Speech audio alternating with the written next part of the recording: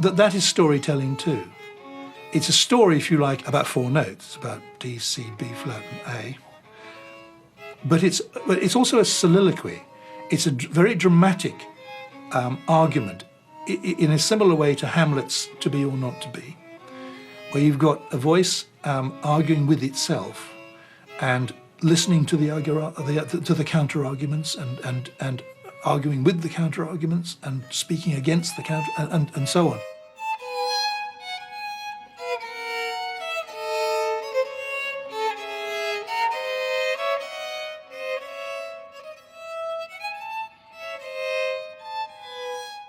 There's the continual wonder that he brings it about in the way that he does, which seems to me an absolute miracle, a piece of such splendour and wonderfulness that it on its own would convince me that there was a God if I felt inclined to take that conclusion from it.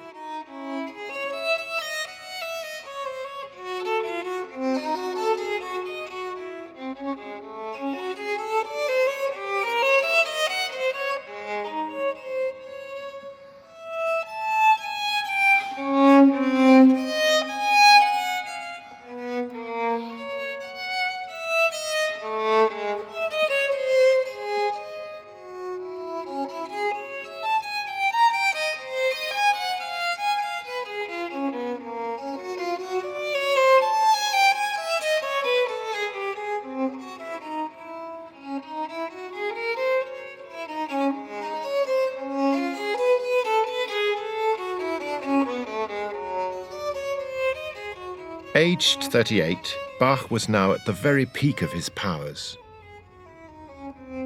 But his lifetime's goal, his Endzweck of writing a well-regulated church music to the glory of God, had been on hold for the past 6 years. The opportunities for writing church music to a high standard only came to Bach very, very rarely in his life. It didn't come in Arnstadt, it didn't come in Mühlhausen, it came for a while in Weimar, not at all in Köthen, because in Köthen he was working in a Calvinistic court, and then he had this big break. Suddenly he saw an opportunity to put his life's ambition into effect. In 1723, there was a vacancy in Leipzig, one of the most important cultural centres in Germany and a thriving cosmopolitan city. Cantor of the Thomasschule, one of the oldest and most prestigious choir schools in Europe, founded in 1212. This was a full-on boys' choir, the younger ones singing treble and alto, the older ones tenor and bass, and playing instruments. It was a great opportunity, but there were problems in plenty awaiting him. Besides music, Bach's duties would also include teaching the boys other school subjects. But he drew the line at teaching them Latin. What's more, only a thin party wall would separate the boys' dormitories and classrooms from Bach's own private living quarters. Bach's determination to see his church music project through eventually overcame his reservations. In April 1723, he showed up at the Leipzig City Hall to be interviewed and offered the job. So despite all his misgivings, Bach decided to throw in his lot and to accept the title of Thomas Cantor and director of the city music here in Leipzig. So he signed his contract and he swore fealty on the Holy Bible.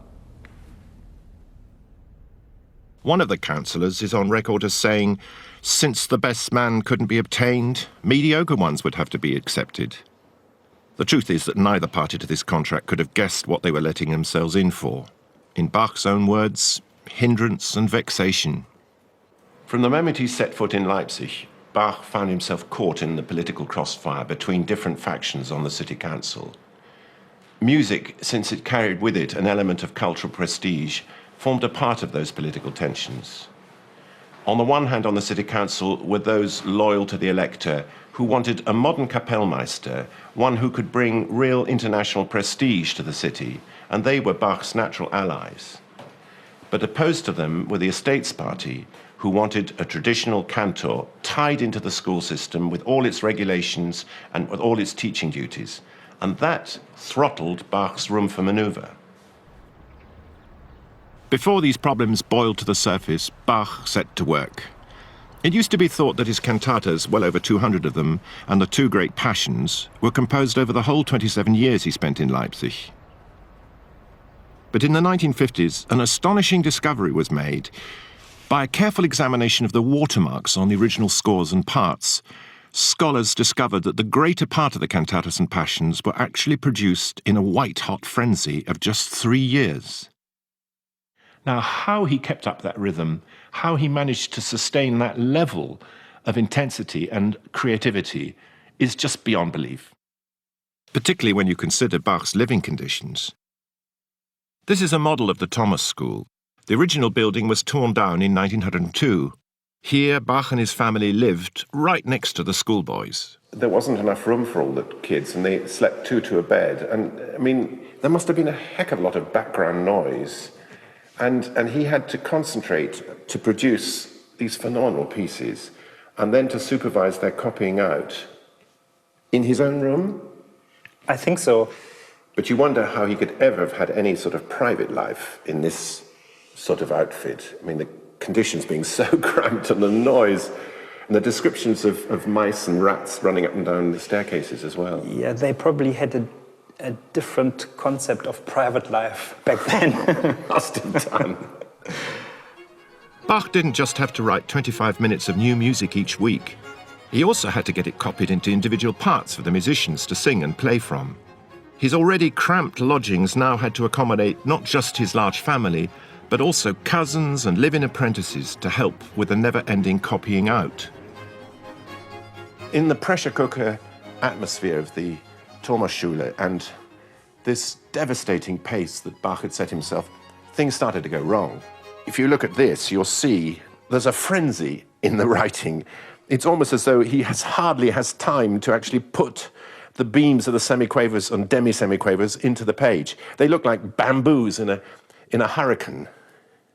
And here's something interesting, because this is Kuhnau, one of his favorite copyists. And Bach, leaning over to see what Kuhnau's copied, notices that his name has been misspelt, B-A-C-C-H. He gives him a hell of a cuff across the earlobe, and the ink flies across the page. And here's another example. A cousin, Johann Heinrich, came to Leipzig, and Bach put him to work immediately in the sweatshop of copying. He's made a complete hash of it. He's written out the chorale in the wrong clef and mistransposed it. So he has to cross it all out, and Bach himself has to leap in and write out the chorale neatly at the end. I mean, what a plonker. Here you can see Bach painstakingly trying to repair the damage against the clock to make sure that there weren't terrible errors on the music stands when it came to the one and only rehearsal before the cantata was performed.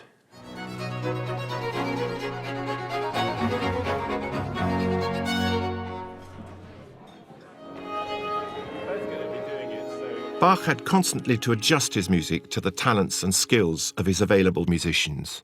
But also, he had to lure in university students in exchange for private music lessons.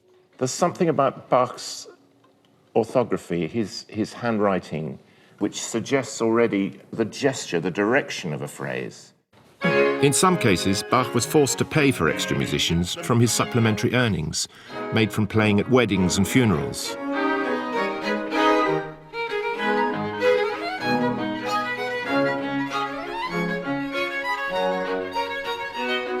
At the end of each frantic week, Bach unveiled his latest cantata. What the Leipzig congregation made of these towering works, frustratingly, we simply don't know. All we do know is that plenty of people would have heard them. Leipzig was known as the city of churches. It's been estimated that on a normal Sunday, of a population of 30,000, 9,000 parishioners and members of society were crammed into these two churches, the Thomaskirche, the Nikolaikirche, and bulging from the seams of the other churches in the town. Thus, every week, Bach had an audience 10 or a dozen times bigger than in any opera house. Unfortunately, people at the main churches tended to behave as if they were in an opera house, much to the fury of the clergy.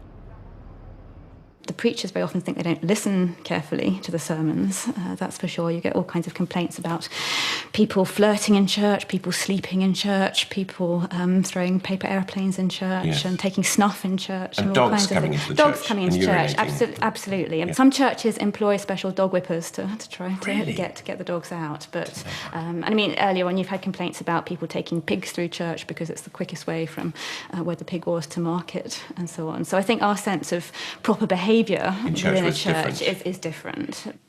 So there must have been a huge amount of noise, and one of the problems, that's one of the few things we really do know, is that people drifted in and out before the sermon, after the sermon, during the music. It must have been chaos. Everything was very, very stratified here socially. So the ladies were seated down here below, and the men were in the two galleries, both sides, and the hoi polloi were at the back with the riffraff. And the music, of course, came from the back of the church, up in the organ gallery. And it was raining down on the congregation, but exactly at the moment when the ladies made their grand entrance. And given the fact this is Germany, there was a huge amount of social greetings. Wie geht es Ihnen, gnädige Frau? That sort of thing. While the ladies took their seats and then gazed up adoringly at the preacher about to give his sermon. And the hubbub during Bach's music must have been excruciating. Poor man. This, then, is the congregation who first heard the masterpiece Bach presented at the Nikolaikirche on Good Friday, 1724. It was his first Passion oratorio, the central jewel of his necklace of cantatas, a musical retelling of the story of Jesus' arrest, trial and crucifixion. There'd been passions before, but nothing so radical, so complex or as ambitious as Bach's John Passion. He ingeniously blends orchestral and choral writing into a thrilling amalgam of storytelling, meditation and drama. Can I just have the cello and bass, please? Now, viola start. Bar one. That's okay. Now, can we just add the violins, please? And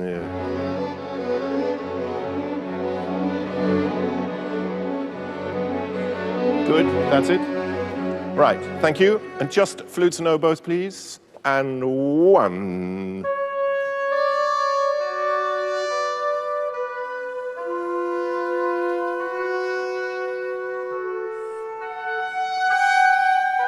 It's like nails being driven into bare flesh. That's it. In this opening chorus, he does something which none of the other people had done, which is to set up a huge dynamic tension between this turbulence in the orchestra going on and this tremendous acclamation of Christ in Majesty.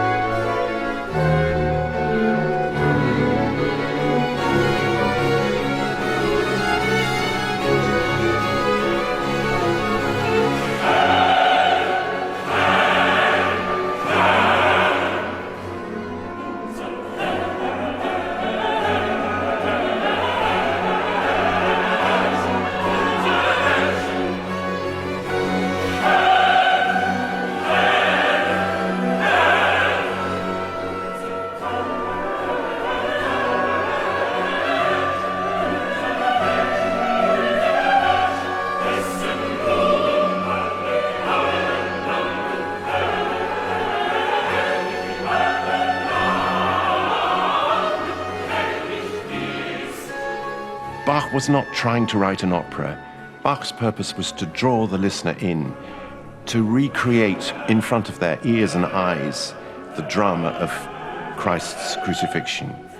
And his St. John Passion is an extraordinary amalgam of theology and music, religion and politics, drama and wonderful presentation of storytelling. So we sense the tension that's already in St. John's Gospel, that between light and darkness, between sin and good work, and faith and doubt.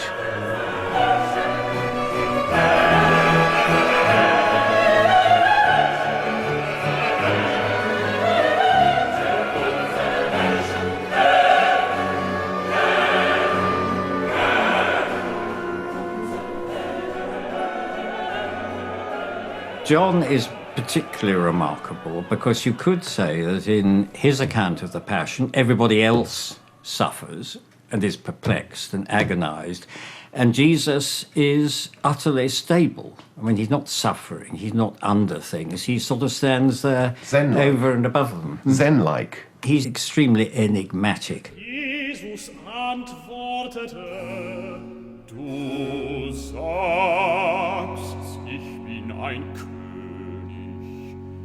ich bin dazu geboren und in die Welt kommen, dass ich die Wahrheit zeugen soll. Wer aus der Wahrheit ist, der höret meine Stimme. I mean, in the middle, you have Christ's sacrifice, in which he takes upon himself human sin and gives people back grace. That's in the middle. And then on one side of that, there are the individuals in the text, particularly Pilate. Then on either side of that, there is community. There's the mad community. The mob. Of the chorus, the mob, hysterical, paranoid, Yeah. utterly deranged, really. On the other side is the present community, which is in order and sings these sculptural, monumental chorales. So there you have, as you say, he ticks all the boxes. He includes the whole thing, the whole human thing, individual, social. And it's a reflection of Lutheran ordered society. It is.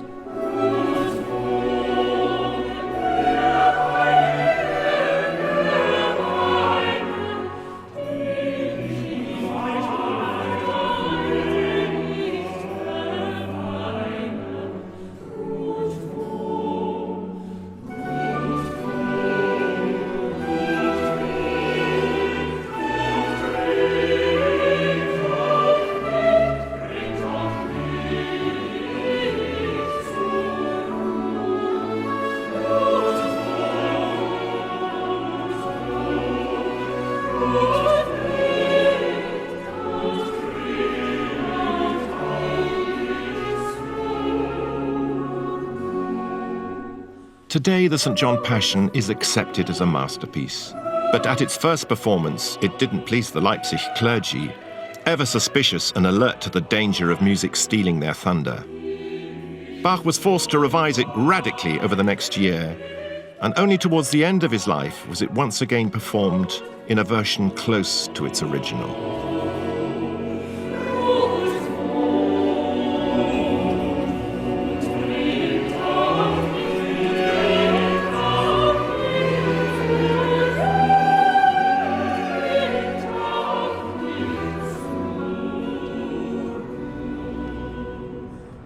Without so much as a break, Bach began another round of cantatas. This time the cycle was based on iconic chorales, and Bach had to write a new work each week. The cycle is breathtaking in the variety of its moods, intensely serious at one moment, cheeky at the next.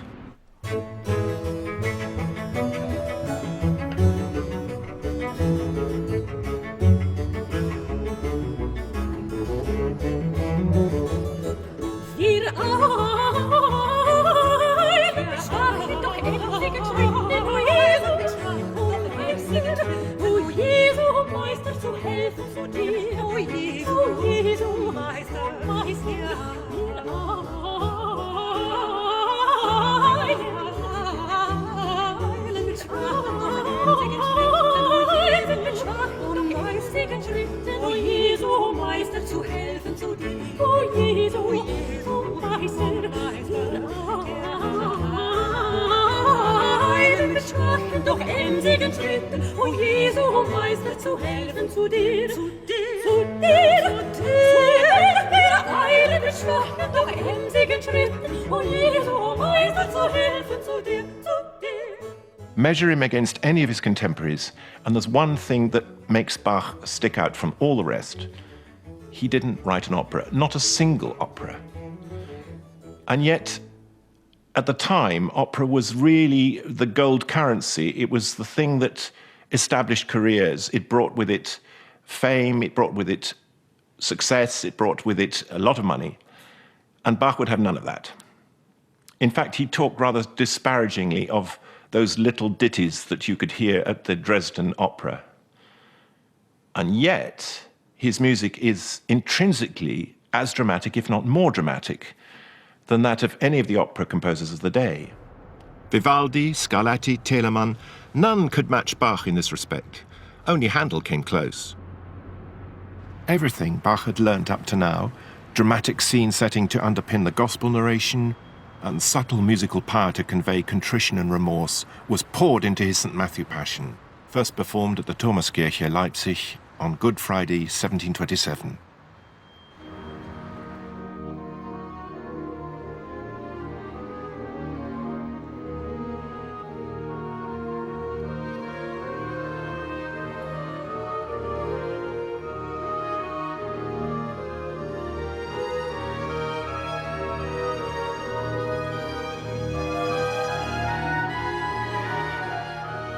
The St. Matthew Passion is even more atmospheric than the St. John.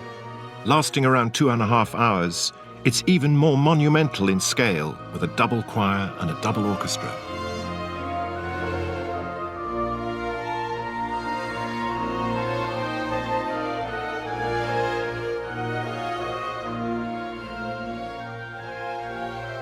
He speaks with the voice of someone whose belief is absolutely rock solid. Goes right to the roots of his being. He believes this, every word of this. It is true. It is completely true. And there's a solidity, a firmness to what comes through in the Passions that I've seen very rarely anywhere else.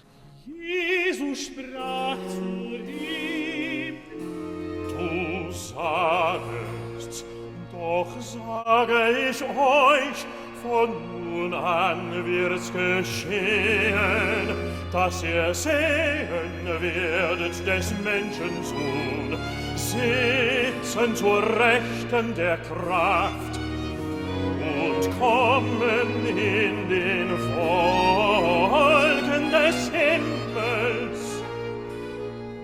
You wonder, well, where is there room for Bach's own voice? It's difficult to answer, but I feel there are moments, there are chinks in the drama where you feel that Bach himself is very much present and very much making the decisions.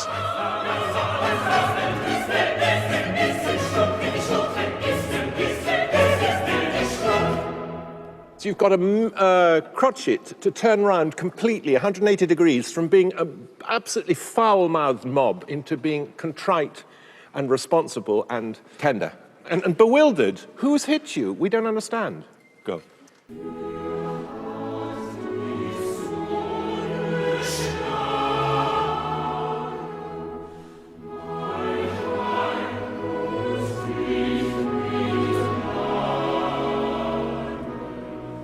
The choir have to switch into being the community, the believers. And it's in that moment that I feel Bach is saying, this suffering is unbearable. We have to stop it. We have to show our sense of moral outrage.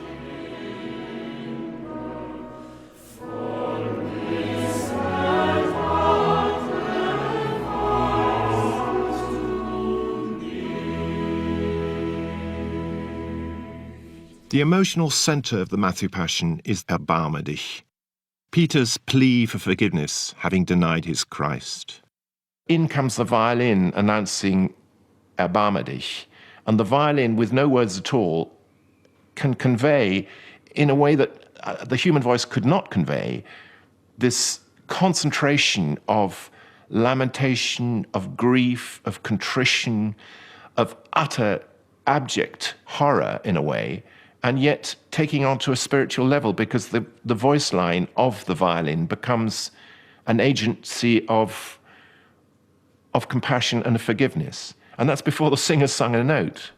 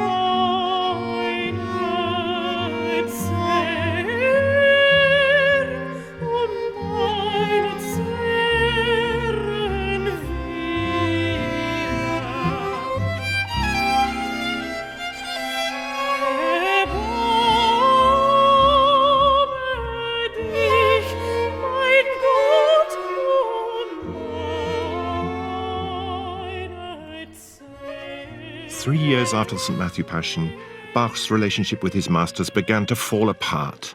In 1730, he wrote what he called an Entwurf, a memorandum to the Leipzig Council, complaining bitterly that he could no longer operate. He hadn't sufficient musicians and too few of quality to perform his work. Several months later, Bach took up his pen again. And this is the most poignant document of all for me. It's the only truly personal letter we have of Bach's, in which he's writing to his old pal, Georg Erdmann. He was the guy that Bach walked from Ohrdruf to Lüneburg with when they were both in their teens, early teens. And Bach is just pouring out all his frustration about why the council had not responded to this Entwurf, this statement of his intentions. And Bach tells Erdmann, "My life is full of hindrance and vexation, and I see no future for myself and my family here." One of the features that you might expect to see in this inflexible persona, if you like, is that he would never be guilty. No matter what happened, it's always somebody else's fault. Does that ring? Yes, it does, because he's never to blame. He always has a reason. And his motto, I don't know whether it's his motto, but something that's like a mantra that comes up and again, is that my life is lived always with vexation and hindrance. I have brought you something here, which is a textbook definition, and this is paranoid personality disorder, and these are the characteristics: pervasive suspicion of others, distrusting their motives, others seen as deliberately demeaning or threatening, constantly expect to be harmed or exploited, very sensitive to perceived slights, fear and avoidance of anything that could make them feel or seem weak. That's a perfect description. The one thing that we do know is that there is an association with bullying and abuse in childhood. Thanks to the boneheadedness of the City Fathers and the obvious flaws in Bach's own character, his output of religious music now began to dwindle away. St. Thomas's Church didn't deserve those cantatas. Nobody deserved those cantatas, but least of all St. Thomas's Church. That's the striking thing about a great artist, is they deliver absurdly over contract, heartbreakingly over contract. And that is the thing that I think is most impressive, very deeply moving about him. There he is, worrying about his children, who are popping off one after the other, worrying about their education, trying to keep the town councillors less irritated, and so on and so forth. And at the same time, he just delivered this work that 250, 260 years later is supreme in the canon. Bach now gravitated towards the other main centre of music making in Leipzig, the thriving coffeehouse scene. Here was a different audience, a more relaxed ambience in which to make music, with better musicians from the university, eager to learn from the master. But Bach didn't completely give up on sacred music. Indeed, his new secular style found its way into religious pieces of unbuttoned high spirits. Mein gläubiges Herz frohlocke, sing Scherze.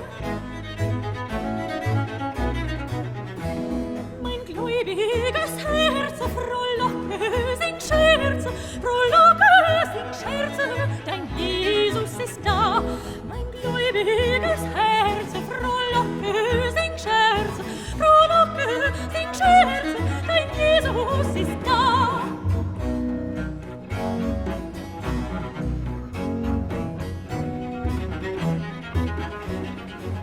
Throughout his life, Bach had much more than his fair share of heartbreak. That direct experience of personal grief comes over in his music, but never in a saccharine or morbid way, but as consoling, soothing, uplifting. In many ways, you can imagine he's creating a lullaby for himself, which again becomes a lullaby for all of us, a profound lullaby, which comforts him, and through him comforts us. Es ist vollbracht. Es ist vollbracht. Das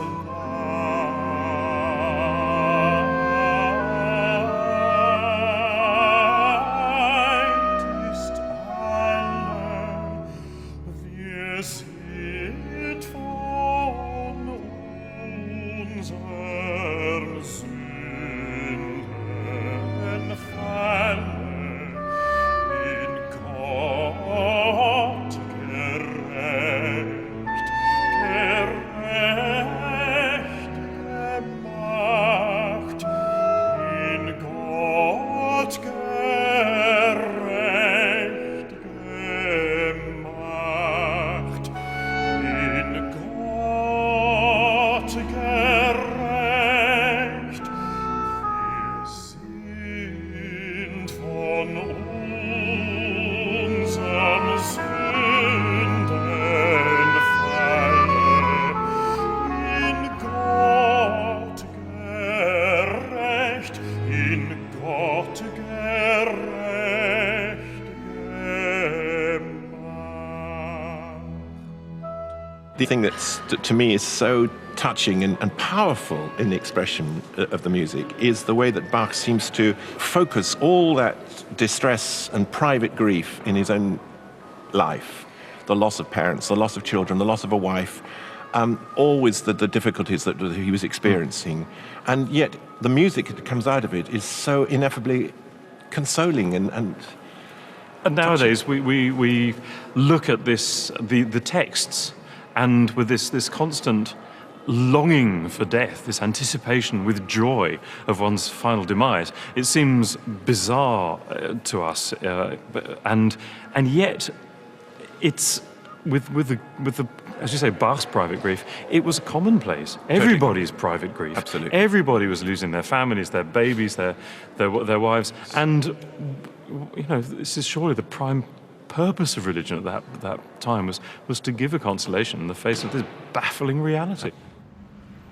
with his disagreements with the council dragging on and on, Bach now had a new power struggle this time with a headmaster of the Thomas School who was bitterly opposed to all the emphasis on music in school. In Bach's desire to put an end to his woes in Leipzig, we find the origins of one late religious masterpiece, the B minor Mass. Just try and think how different this is from Messiah. I mean, Messiah, you've got the angels wafting in on a cloud, and they come in and they sing and then they disappear all very gently. Here, it's a stomp. It's much more kind of Bruegel than Botticelli. It's not whiffy-waffy at all. Okay, off we go. Yep.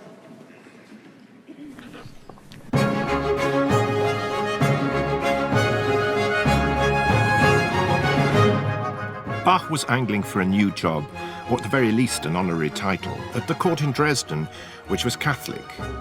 So despite his unwavering commitment to Lutheranism, Bach, ever practical, saw that there was an opportunity for composing a Latin Mass on a grand scale.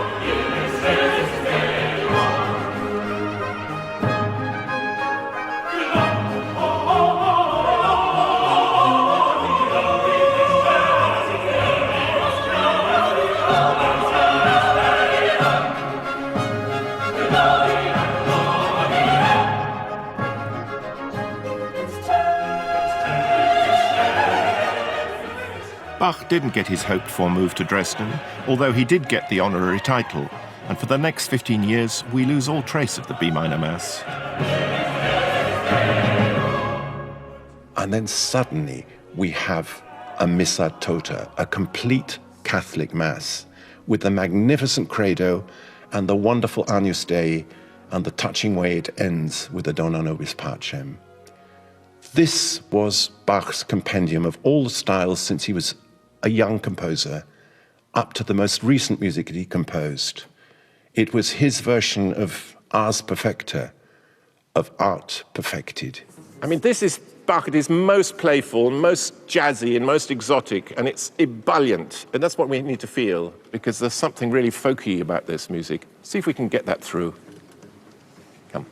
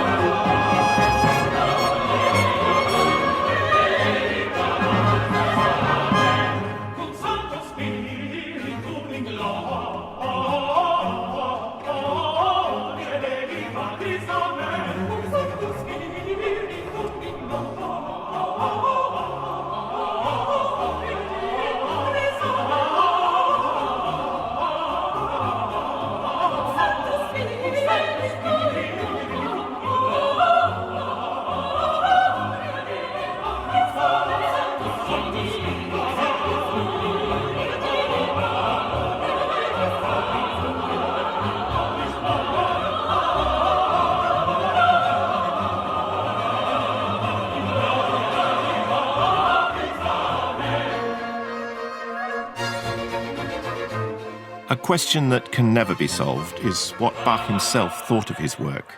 But we do have one clue that suggests he saw himself and his music as inextricably linked. He loves inscribing his own name, B-A-C-H, the family name, into his music in all sorts of contexts. And You can only do that in German because H doesn't exist in English. You know, it's not a note on the piano. But in German, B is B flat, isn't it? A, C, B natural, which is H. So that's the little kind of family motto that's in there.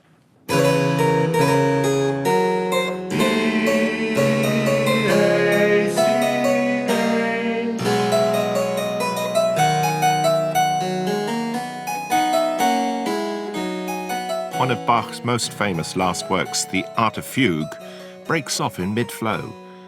The reasons why this happened have long been debated. I thought what we'd do is actually go just from where he inscribes his own name, B-A-C-H, because that's what's so extraordinary about this piece, is that he finds a way halfway through this whole composition to put his name in and then to develop it. So we've got two fugues going on, and then suddenly it comes to an abrupt halt. And according to Carl Philipp Emanuel, he stopped then because he died. That was it. It's just chilling. Let's try it.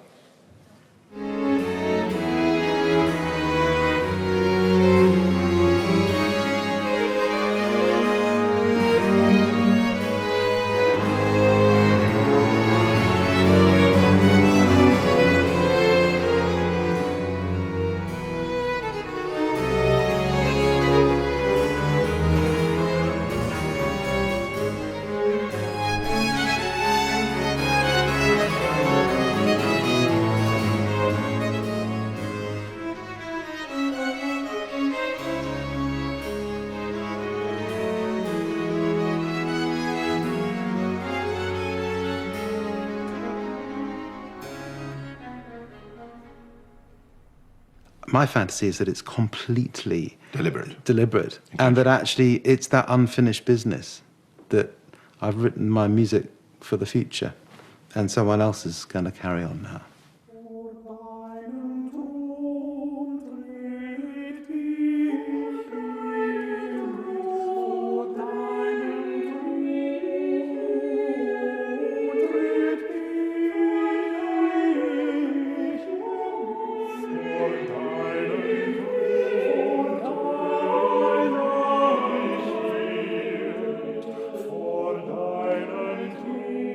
Bach died aged 65 in Leipzig in the Thomasschule on the 28th of July 1750. 2 successive eye operations performed by an English quack doctor seem to have finished him off. After his death, his works fell out of favour, though not with everyone. His music was passed from hand to hand, and Haydn, Mozart and Beethoven all marvelled at it. Only in 1829, when Mendelssohn performed a devoted but stylistically mangled version of the Matthew Passion, did Bach begin to regain the public's affection.